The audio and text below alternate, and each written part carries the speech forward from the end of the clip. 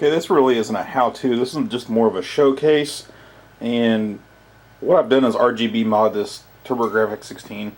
I've had it sitting here for a long time. Was going to do component with it, and I do have video of that. I might show that later. There's nothing special about the RGB mod other than you have to solder to some really tiny pins on the chips inside. What I wanted to show was the actual connector and cord that I end up using. It's the Sega Genesis Model 2 connector that I had developed for the NES RGB mods. And as you can see, I'm going to my Sony PVM. It's on computer input. See it flashing? It's just the Sega Genesis Model 2 SCART cord. I do have raw sync and composite video and RGB hooked up to the connector, as well as stereo. Yeah, I mean, I've got it turned down obviously, but it is running and it works fine.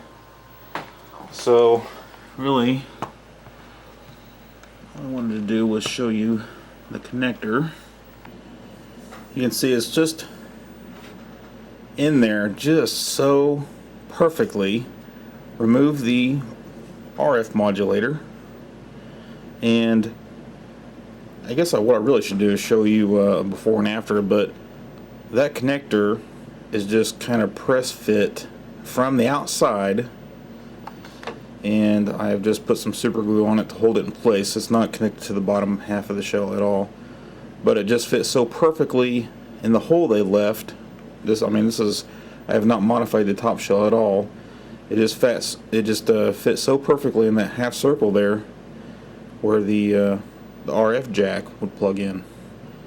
So I mean, just a tiny bit of super glue and then just push it in place. It is upside down, however, but that has nothing to do with the connector. It has everything to do with that circuit board that I had made.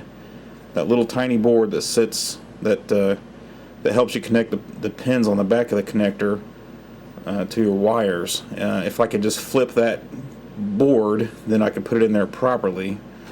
And the only real problem is you know, on your cord you got an arrow for the top. Well, it's going to be on the bottom now. But I think that come out really nice, and it was actually fairly easy to do, other than just the soldering the wires to the chips inside. Other than that, it was just a basic RGB mod. Okay, there's a before and after shot for you. Just get a better idea of what it looks like. Comes out so good.